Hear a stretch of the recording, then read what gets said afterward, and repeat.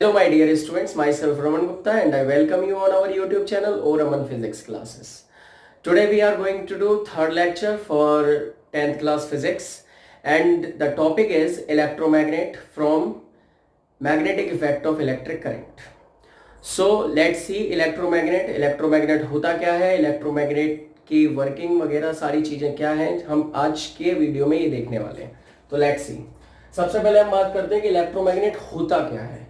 हमने जो last video में पढ़ा था सोलेनॉइड लास्ट में, तो जैसे सोलेनॉइड होता है तो सोलेनॉइड में अगर हम एक iron rod, soft iron rod, अगर उसमें सॉफ्ट आयरन कोर अगर अंदर डाल देते हैं वायर के बीच में, लाइक जैसे ये हमारा वायर है, वायर को हमने एक सॉफ्ट आयरन कोर पे रैप अप कर रखा है और उसको फिर हमने बैटरी से कनेक्ट कर रखा है. तो जैसे ही इसमें से करंट पास करता है वैसे ही क्या होता है, ये जो हमारी जो ये सॉफ्ट आयरन कोर है ये मैग्नेट की तरह काम करने लगता है. तो हम डेफिनेशन देखते हैं और समझते हैं. अ कोर ऑफ मैग्नेटिक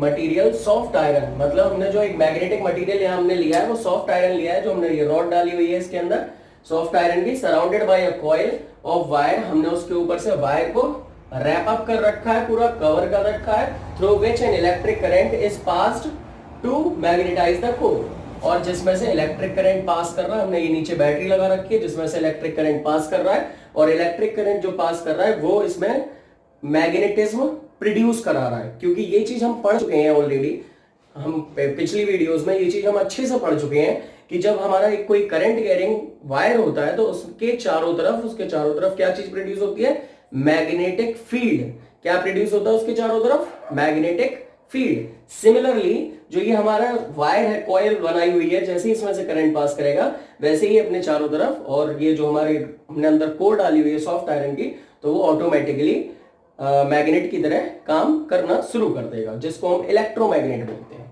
अब मैं बात करता हूं कि इलेक्ट्रोमैग्नेट किन किन चीजों पर काम करते हैं. तो सबसे पहला point, it works on magnetic effect of electric current. बहुत सिंपल है, इलेक्ट्रोमैग्नेट किसके ऊपर काम करता है, magnetic effect of electric current. Magnetic effect जो इलेक्ट्रिक करंट का है उसके ऊपर हमारी इलेक्ट्रोमैग्नेट वर्क करती है. दूसरी चीज, एक बात हमेशा हमें ध्यान रखनी है कि हमने जो ये रॉड ले रखी है इसमें, तो रॉड हमेशा सॉफ्ट आयरन ही लेना है. सॉफ्ट आयरन क्यों लेना है, उसके पीछे रीजन है. जैसे ही हम इसको यहां से ऑफ करेंगे, मतलब स्विच को ऑफ करेंगे, करंट जैसे ही ऑफ होगा वैसे ही इसका मैग्नेटिज्म भी खत्म हो जाएगा. अगर हमने इसकी जगह पे स्टील ले लिया मान लेते हैं, तो स्टील जो है वो जो स्टील है उसमें मैग्नेटिज्म खत्म नहीं होगा, हम करंट बंद कर देंगे उसके बाद भी. इस वजह से हमें यहाँ पे सॉफ्ट आयरन कोर लेना होता है. दूसरी चीज, सॉफ्ट आयरन कोर एक और इसकी स्पेशलिटी है कि ये स्ट्रॉन्गेस्ट मैग्नेटिज्म प्रोड्यूस करता है.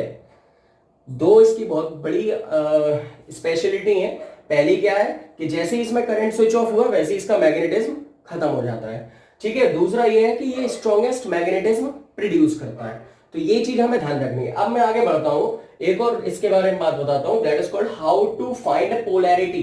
मतलब ये कैसे पता लगेगा जो ये इलेक्ट्रोमैग्नेट है कौन सा नॉर्थ पोल है और कौन सा साउथ पोल है, तो उसको हम पोलैरिटी बोलते हैं. तो बेसिकली हम इसको भी कर सकते हैं, लेकिन हम इसको किससे मतलब पता लगा सकते हैं, तो उसके लिए हमें पता होना चाहिए clock face rule. Clock face rule क्या कहता है, समझो ध्यान से. क्लॉक फेस रूल क्या कहता है, अगर करंट फ्लो कर रहा है, if current flows clockwise direction, अगर करंट का जो डायरेक्शन है वो क्लॉकवाइज है, तो उस तरफ का जो पोल है या उस तरफ का जो साइड है उसको हम साउथ पोल बोलेंगे. अगर करंट जो हमारा है एंटी क्लॉकवाइज फ्लो कर रहा है, ठीक है, समझो एंटी क्लॉकवाइज अगर करंट हमारा फ्लो कर रहा है तो वो हमारा नॉर्थ पोल हो जाएगा. बहुत सिंपल सी बात है. तो सिमिलरली अगर हम इसमें देखें तो जैसे मान लीजिए यहां से करंट फ्लो कर रहा है, करंट यहां से फ्लो कर रहा है, तो ऑब्वियस सी बात है जो अभी करंट का डायरेक्शन है वो कैसा है, क्लॉकवाइज. ठीक है, ऐसी तो बड़ी चलती है. तो ये है क्लॉकवाइज. अब ये क्लॉकवाइज है, इसका मतलब ये पोल हमारा जो इस साइड का है वो हो जाएगा साउथ पोल, और ये पोल है वो हो जाएगा नॉर्थ पोल. Clear everyone. इस चीज का विशेष ध्यान रखना है. अगर करंट हमारा क्लॉकवाइज चल रहा है तो साउथ पोल हो जाएगा, अगर करंट हमारा एंटी क्लॉकवाइज चल रहा है तो नॉर्थ पोल हो जाएगा. टेक एन एग्जांपल, अगर हम इसको बैटरी को चेंज उल्टा कर दें, इधर नेगेटिव इधर पॉजिटिव कर दें, तो उस सिचुएशन में क्या होगा, फिर जब ये सिचुएशन आएगी तो यानी कि करंट हमारा एंटी क्लॉकवाइज फ्लो करने लगेगा. एंटी क्लॉकवाइज का मतलब फिर से यही नॉर्थ पोल हो जाएगा और ये साउथ पोल हो जाएगा. तो इस बात का हमें विशेष ध्यान रखना है कि हमारा साउथ पोल और नॉर्थ पोल कैसे डिपेंड करता है. वो कैसे डिपेंड करता है, क्लॉक फेस रूल के ऊपर. ठीक है, आप एक इसका स्क्रीनशॉट ले लीजिए, उसके बाद फिर हम आगे का पढ़ते हैं। आपने उसका स्क्रीनशॉट ले लिया होगा। अब हम करने वाले हैं और इसके बारे में फैक्टर्स, यूजेस और difference between permanent magnet and electromagnet. तो सबसे पहले बात करते हैं हम फैक्टर्स के। फैक्टर्स क्या है? फैक्टर्स मतलब फैक्टर्स वो हैं जैसे जो इलेक्ट्रोमैग्नेट कहीं ना कहीं किन किन चीजों के ऊपर डिपेंड करती है, उसकी स्ट्रेंथ किन किन बातों के ऊपर डिपेंड करती है, तो वो देखते हैं। तो सबसे पहले number of turns in the coil. एक चीज का हमें ध्यान रखना है, नंबर ऑफ टर्न्स का मतलब क्या है?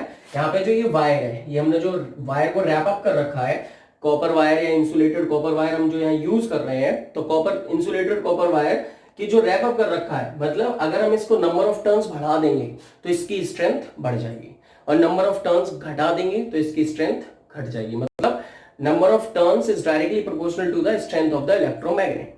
सिंपल। दूसरा, current flowing in the coil, मतलब जो इसके अंदर जो हमारी जो कॉइल है उसके अंदर करंट फ्लो कर रहा है। अगर करंट हाई होगा तो मैग्नेटिज्म भी हाई होगा, करंट लो होगा तो मैग्नेटिज्म भी लो होगा। मतलब करंट भी डायरेक्टली प्रोपोर्शनल है मैग्नेटिक स्ट्रेंथ का। दूसरा, length of the air gap between its pole, मतलब जो इसके ये पोल है नॉर्थ साउथ, तो इनके बीच में अगर गैप कम होगा तो ऑब्वियसली मैग्नेटिज्म ज्यादा होगा, गैप अगर ज्यादा होगा तो मैग्नेटिज्म हमारा कम होगा। अब यहाँ बार में अब ये समझो कि गैप कम कैसे या ज्यादा कैसे हो सकता है। बेसिकली अगर हम बात करें, जैसे हमने नॉर्थ पोल और साउथ पोल ले लिया, ये एक बार मैग्नेट की तरह है, ठीक है। अगर हम इसकी जगह पे बार मैग्नेट, तो ऑब्वियसली क्वाइट डिस्टेंस तो है इनके बीच में। अगर हम यहाँ पे यू शेप्ड अगर जैसे मान लेते हैं कि हमने सॉफ्ट आयरन लिया और वो यू शेप्ड ले लिया ऐसे इस तरीके से, ठीक है, तो हमने क्या किया, इधर हमने वायर को रैप अप कर दिया और इधर रैप अप कर दिया। तो कहीं ना कहीं जब हम इसको वायर को रैप अप करेंगे तो ये जो पोल्स हैं इसके पास पास हो जाएंगे, और इस सिचुएशन में जो मैग्नेटिज्म है वो हाई हो जाएगा, ठीक है। तो इस बात का हमें ध्यान रखना है। पोल्स की अगर हम डिस्टेंस कम कर देंगे तो ऑब्वियसली मैग्नेटिज्म हाई हो जाएगा। अब हम देखते हैं यूजेस। तो यूजेस क्या है? इसके बहुत सारे यूजेस हैं बेसिकली, लेकिन कुछ हमने लिखे हुए हैं, जैसे मोटर्स में, जनरेटर्स में, ट्रांसफार्मर में, हेडफोन्स में, इन सब में इसका यूज होता है। इसके अलावा मैं और भी बता दूं, जैसे जो आजकल मतलब बहुत हाई फाई जो ट्रेन्स हैं उनमें व्हील्स नहीं होते, तो बेसिकली वो इलेक्ट्रोमैग्नेट के ऊपर ही चलता है, मतलब हवा में उड़ती सी है, मतलब हवा जो उसके अंदर जो पटरी होती है उसमें इलेक्ट्रोमैग्नेटिज्म फिट किया जाता है, जिससे कि वो जो उनमें व्हील्स नहीं होते ट्रेन में, तो पहिए नहीं होते, तो वो इलेक्ट्रोमैग्नेट के बेसिस पे चलता है। दूसरा, आई सर्जरी होता है, तो आई सर्जरी में जैसे जो आई सर्जरी है डॉक्टर्स इलेक्ट्रोमैग्नेट का उसमें यूज करते हैं, और भी बहुत सारे यूज हैं। तो अब हम बात करते हैं difference between permanent magnet and electromagnet. कौन सी अच्छी है, क्या है इसके अंदर, वो देखते हैं। तो इट इज परमानेंट मैग्नेट, जो परमानेंट मैग्नेट है, जैसे एक एग्जांपल ले लेते हैं हम इसको, बार मैग्नेट भी ले लेते हैं, मान लेते हैं बार मैग्नेट, ठीक है। परमानेंट मैग्नेट हम बार मैग्नेट रिप्रेजेंट कर देते हैं। तो जो बार मैग्नेट है वो हमारी परमानेंट मैग्नेट होती है, उसकी मैग्नेटिज्म हम ना इंक्रीज कर सकते हैं ना डिक्रीज कर सकते हैं, वो वैसी की वैसी रहने वाली है। जो इलेक्ट्रोमैग्नेट है ये टेम्परेरी मैग्नेट होती है, ये परमानेंट नहीं होती, टेम्परेरी होती है। क्यों? हमने स्टार्टिंग में पढ़ा था, जैसे ही हमारा करंट ऑफ, इसकी मैग्नेटिज्म खत्म। दूसरा, it produces a weak force of attraction. ये जो बार मैग्नेट होती है obviously weak force of attraction produce करती है, और इलेक्ट्रोमैग्नेट बहुत strong, very strong magnetic force produce करती है। Strength can not be changed, जो इसकी स्ट्रेंथ है वो हम चेंज नहीं कर सकते परमानेंट मैग्नेट की, बट जो इलेक्ट्रोमैग्नेट है उसकी स्ट्रेंथ को हम इंक्रीज या डिक्रीज कर सकते हैं, जैसे मैंने आपको भी फैक्टर्स में बताया भी था, ठीक है। तो इस तरीके से हम इसकी स्ट्रेंथ को चेंज कर सकते हैं। तो आप इसका एक स्क्रीनशॉट ले लीजिए, जो आपके नोट्स बनाने में बहुत हेल्प करेगा। Now listen everyone, I hope कि आपको ये सभी समझ में आया होगा। तो मेरी पहली तो आपसे ये रिक्वेस्ट है कि जो भी मैं करा रहा हूं आपको, तो वो प्लीज आप उसको स्क्रीनशॉट लेके नोट जरूर कर लीजिए अगर ये, क्योंकि ये आपका हेल्प करेगा कहीं ना कहीं आपको समझने के लिए, क्योंकि आपने यहां से तो ऑनलाइन तो समझा, लेकिन आप कहीं ना कहीं अगर आप लिख लोगे तो वो ज्यादा आपके लिए हेल्पफुल रहेगा। सो आप इसको नोट भी साथ साथ करते रहिए। इसके अलावा आपके जो भी फ्रेंड्स हैं, जो भी आपके क्लासमेट्स हैं, तो उनको ये आप वीडियो शेयर करिए, जिससे कि वो लोग भी इसको देख सकें और इस लॉकडाउन के पीरियड में बच्चे पढ़ सकें, विच इज वेरी इंपॉर्टेंट। तो आप शेयर करिए, खूब लाइक करिए और कमेंट करके बताइए मुझे आपको कि ये समझ आया या नहीं, और अगर समझ में आया तो आप मुझे बताइए अपने एक्सपीरियंसेस, आपको कैसा लग रहा है पढ़ के। So thank you very much.